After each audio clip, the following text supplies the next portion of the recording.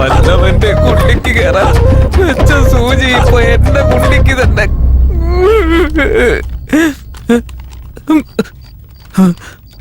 അയ്യോ ചോര. സിഗരറ്റെങ്കിലും കിട്ടിയാ മതിയായിരുന്നു. എവിടെ ഇരിക്കുന്ന? കിട്ടിയല്ലോ. അയ്യോ ഇതിലൊന്നുമില്ല.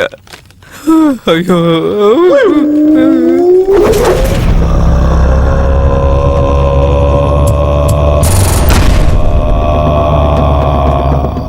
ആദ്യ രാത്രി ആരുമില്ലാത്തൊരു സ്ഥലത്ത് ഞാൻ മാത്രം. വെറും പൂച്ചയ്ക്ക് പോലും ഒരു പാർട്ട്ണറുണ്ട്. ഞാനിവിടെ ഒറ്റയ്ക്കായി. അല്ല ഇനിയിപ്പോ എന്ത് പറഞ്ഞിട്ടും കാര്യമില്ല. ഇവിടെ ആരും ഇല്ലല്ലോ.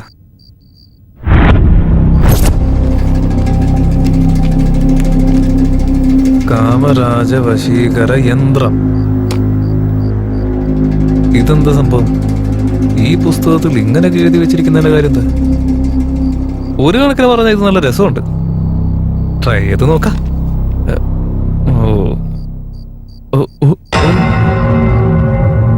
ഇതിലുള്ളത് പോലെ ഞാൻ എഴുതി വെക്കേണ്ടി വരും. ഇതിലുള്ളത് പോലെ എഴുതി വെച്ച് നമുക്കിഷ്ടമുള്ള ഒരാളുടെ പേര് 101 പ്രാവശ്യം ഉച്ചരിക്കണം. അങ്ങനെ ചെയ്തു കഴിഞ്ഞാൽ അവര് നമ്മുടെ മുമ്പിൽ വന്ന് നിൽക്കുന്ന എഴുതി വെച്ചിരിക്കുന്ന. എന്നാ പിന്നെ നമുക്കൊന്ന് ട്രൈ ചെയ്ത് നോക്കാല്ലേ?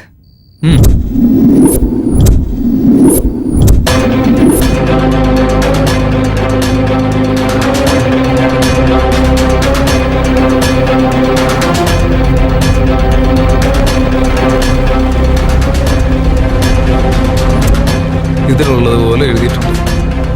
ഇപ്പോ എനിക്കിഷ്ടപ്പെട്ട ഒരാളുടെ പേര് 101 തവണ ഞാൻ ഉച്ചരിക്കാൻ പോവുകയാണ്. ആ ആള് എന്റെ മുന്നിൽ വന്ന് നിൽക്കാനും പോവാണ്. ഇനി അഥവാ നടന്നില്ലെങ്കിൽ ഈ ബുക്ക് ആരാണോ എഴുതിയത് അവനെ തേടി കണ്ടുപിടിച്ച് അവന്റെ തലയടിച്ച് പൊട്ടിക്കും ഞാൻ. പറഞ്ഞിരുന്നു വേണ്ട. ഐശ്വര്യ 1, ഐശ്വര്യ 2.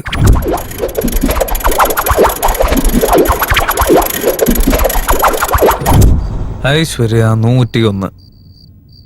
നോക്ക ഐശ്വര്യ, ഞാൻ നിന്റെ പേര് 101 തവണ പറഞ്ഞു കഴിഞ്ഞു. അതുകൊണ്ട് നീ എന്റെ മുന്നിൽ ഇപ്പോൾ വന്ന് നിന്നേ പറ്റൂ.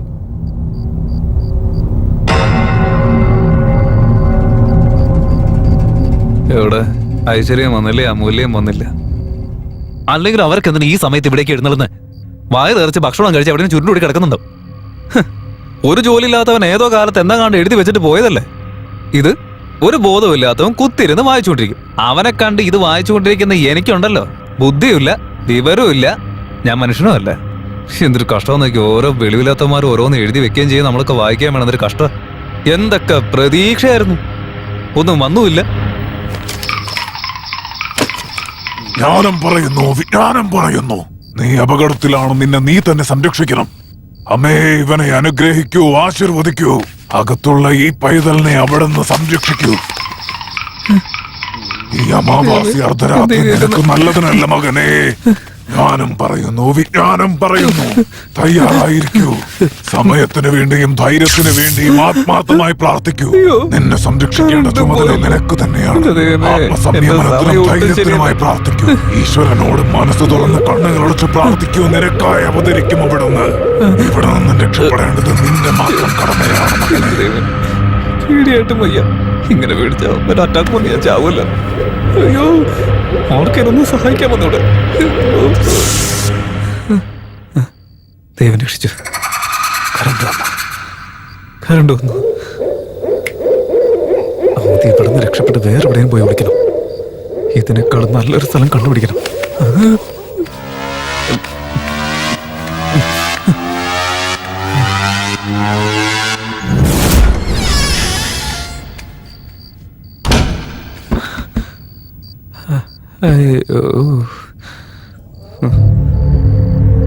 കണ്ണടച്ച് അപ്പൊ ഉറങ്ങിപ്പോ. പക്ഷെ മനസ്സിനകത്ത് 4 ഇരട്ടി പേടിയാ. എങ്ങനെ ഇത് ഉറങ്ങിയ ആ പേടി പൊക്കോളുമല്ലോ. മനസ്സിന് പേടിയുണ്ടെങ്കിൽ നമ്മൾ ഭ്രമത്തിനടിമയാകും. ആ ഭ്രമമാണെങ്കിൽ നമ്മുടെ കൂടെ നിന്ന് നമ്മളെ ഭയപ്പെടുത്തിക്കൊണ്ടേയിരിക്കും. ആ ഭയത്തിന് മുമ്പിൽ തോറ്റുപോയാ അത് നമ്മൾ ഉറപ്പായും കൊന്നുകളയും.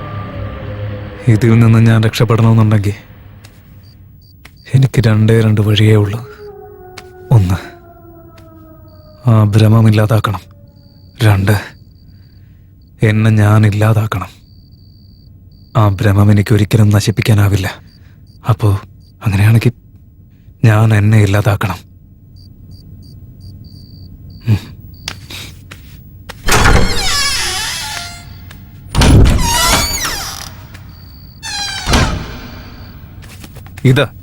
ഇതാണ് ആത്മഹത്യ ചെയ്യാൻ പറ്റിയ ഏറ്റവും നല്ല വഴി. കത്തി എടുത്തിട്ട് വരാം. പക്ഷെ ഭയങ്കര പേടിയാ. എന്നാ പിന്നെ കിടന്നുറങ്ങാന്ന് കരുതിയാലോ ഈ കൊതുക് ഇവിടെ കിടത്തി ഉറക്കയില്ല. ശരി, എന്നാ പിന്നെ ഏസിടാന്ന് വിചാരിച്ചാലോ തണുക്കും. അപ്പൊ ഞാൻ എന്താ ചെയ്യാൻ പോകുന്നതെന്ന് വെച്ചാ ലൈറ്റും ഫാനും ഒക്കെ ഇട്ട് കിടന്നങ്ങ് ഉറങ്ങും.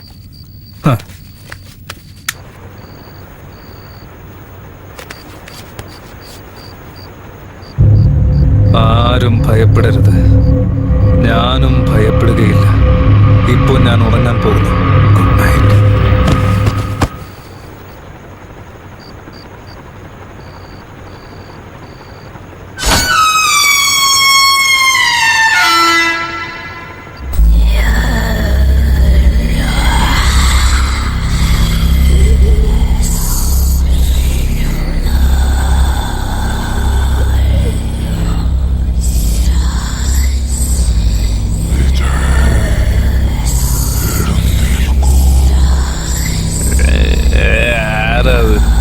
എനിക്ക് കിടന്ന് ഉറങ്ങണം. എല്ലാവരും ഒന്ന് പോവാൻ നോക്കി.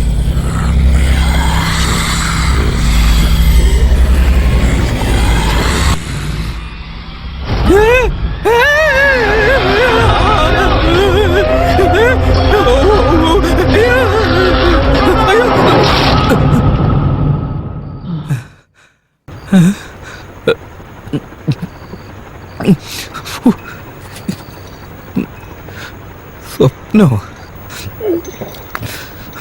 അമ്മേ, എന്തോ നടക്കുന്നുണ്ട്.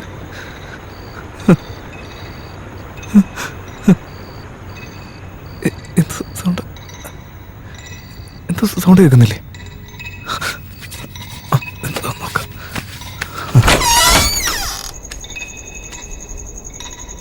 എവിടെ നീ സൗണ്ട് വരുന്നു?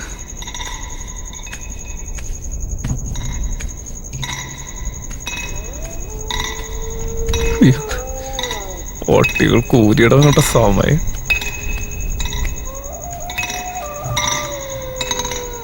എന്നാൽ ഈ സൗണ്ട് ഇത് എവിടെ നിന്ന് വരുന്നു?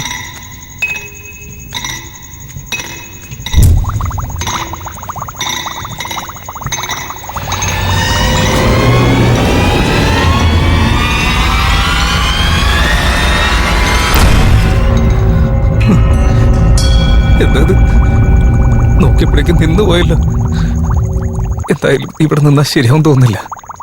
പെട്ടെന്ന് പോവാം.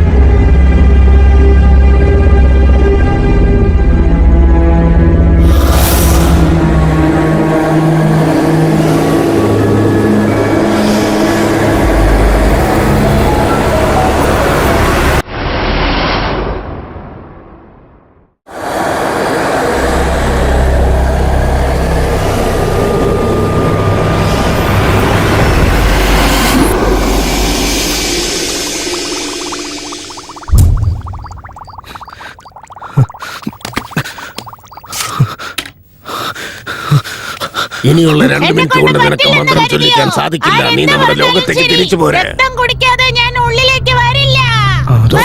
ഒരു കാര്യം ചെയ്യ്. ഏത് മന്ത്രം ചൊല്ലിയാണോ അവൻ നിന്നെ പുറത്തു കൊണ്ടുവന്നത് അതേ മന്ത്രം ചൊല്ലി നീ തിരിച്ചു പോരെ.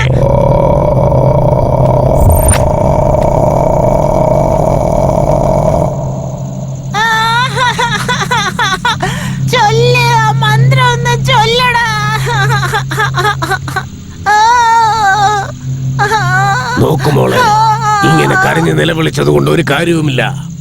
ഇനിയുള്ള 2 മിനിറ്റ് കൊണ്ട് നിനക്ക് മന്ത്രം ചൊല്ലിക്കാൻ സാധിക്കില്ല. നീ നമ്മുടെ ലോകത്തേക്ക് തിരിച്ചു പോരെ. ഞാൻ വരില്ല, എനിക്ക് ഇവന്റെ രക്തം കുടിക്കണം. നോക്കുമോളെ, ഒരു കാര്യം ചെയ്യ്. ഏത് മന്ത്രം ചൊല്ലിയാണോ അവൻ നിന്നെ പുറത്തു കൊണ്ടുവന്നത് അതേ മന്ത്രം ചൊല്ലി നീ തിരിച്ചു പോരെ. എന്നെക്കൊണ്ട് പറ്റില്ലെന്ന് കരുതിയോ? ഇവന്റെ രക്തം കുടിക്കാതെ ആരെന്ത് പറഞ്ഞാലും ഞാൻ ഉള്ളിലേക്ക് വരില്ല. മോളെ, ആ മന്ത്രം തലതിരിച്ചാണെങ്കിലും പറയാൻ പറ. മന്ത്രം തെറ്റിയാൽ പോലും നിനക്കകത്തേക്ക് വരാം. പറയുന്നത് കേക്ക്. ഞാൻ വരില്ല. മോളെ, എനിക്ക് നീ ഇപ്പൊ ഇങ്ങോട്ട് വന്നില്ലെങ്കിൽ എന്നേക്കുമായി നീ അവിടെ കിടക്കേണ്ടി വരും. ഞാൻ പറയുന്നത് കേക്ക്.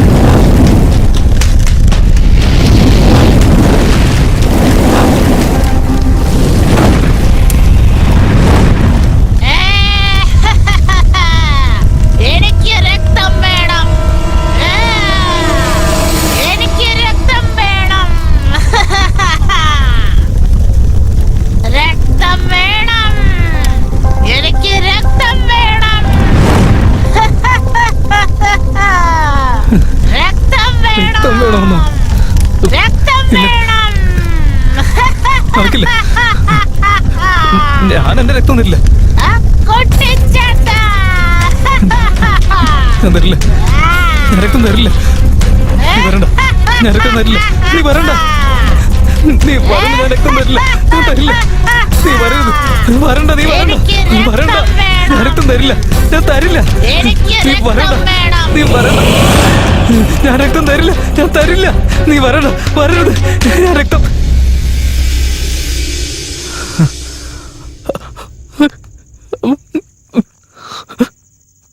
അയ്യോ, ഇവിടുന്ന് എന്തൊക്കെയാ നടക്കുന്നത്? അയ്യോ, ഇതിൻ്റെ ഇടയിൽ ആരാ ഈ പണിയത്? അയ്യോ, ഇവിടെ ആരെങ്കിലും ഉണ്ടോ?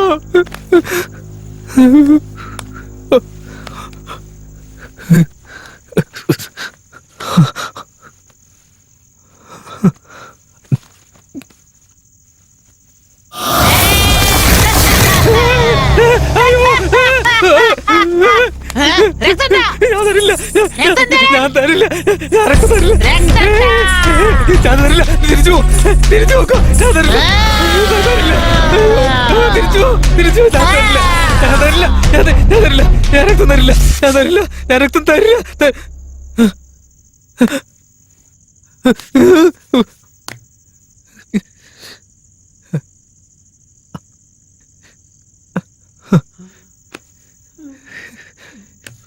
ഇവിടെ എന്തൊക്കെ നടക്കുന്നത്? കറണ്ട് വന്നത് ഭാഗ്യം. പേടിയുള്ളപ്പോ കറണ്ട് വന്നാലേ കുറച്ചെങ്കിലും പേടി കുറയും.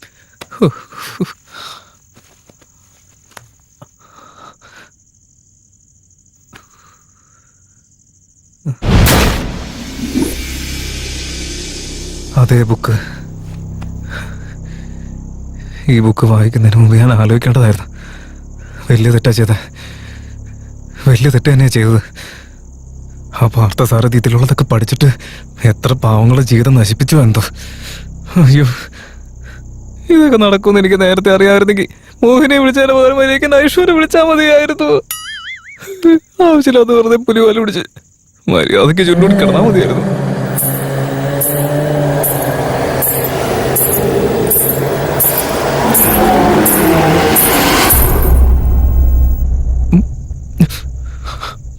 ആരോ അടുത്ത് വന്ന് നിൽക്കുന്ന പോലെ തോന്നുന്നു.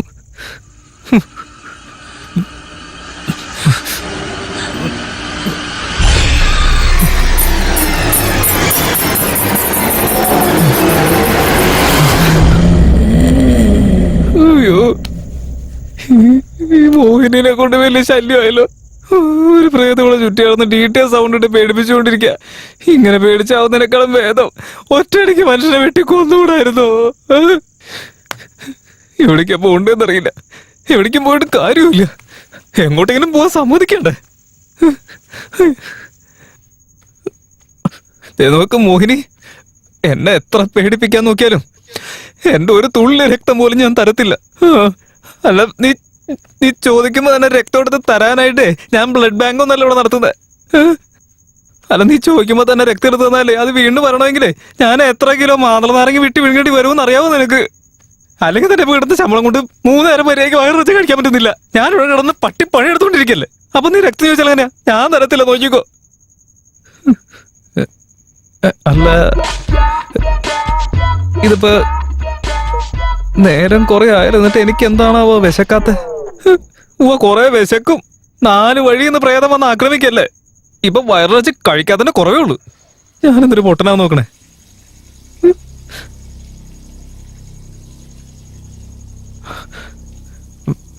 ആരോ ബാത്റൂമിൽ പാട്ട് പാടി കുളിക്കുന്ന പോലെ ഉണ്ടല്ലോ. പേടിച്ചിട്ട് മുട്ടുകാര് കൂട്ടിരിക്ക. ഇനി അടുത്തത് എന്തൊക്കെയാണോ എന്തോ.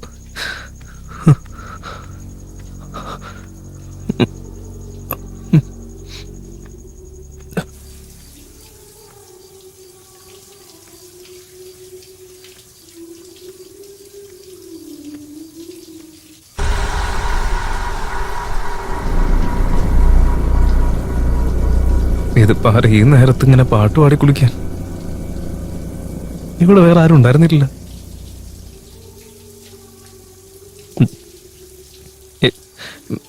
ആരാകത്ത് പാട്ട് പാടി കുളിച്ചോണ്ടിരിക്കുന്നേ?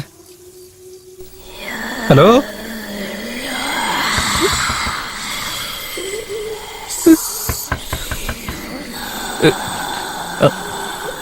ആരാകത്ത്? എന്താ പാട്ട് പാടുന്ന നിർത്തിയ?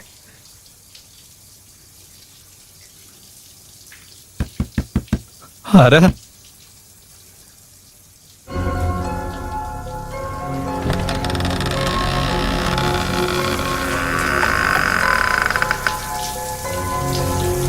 എന്താ സംഭവം?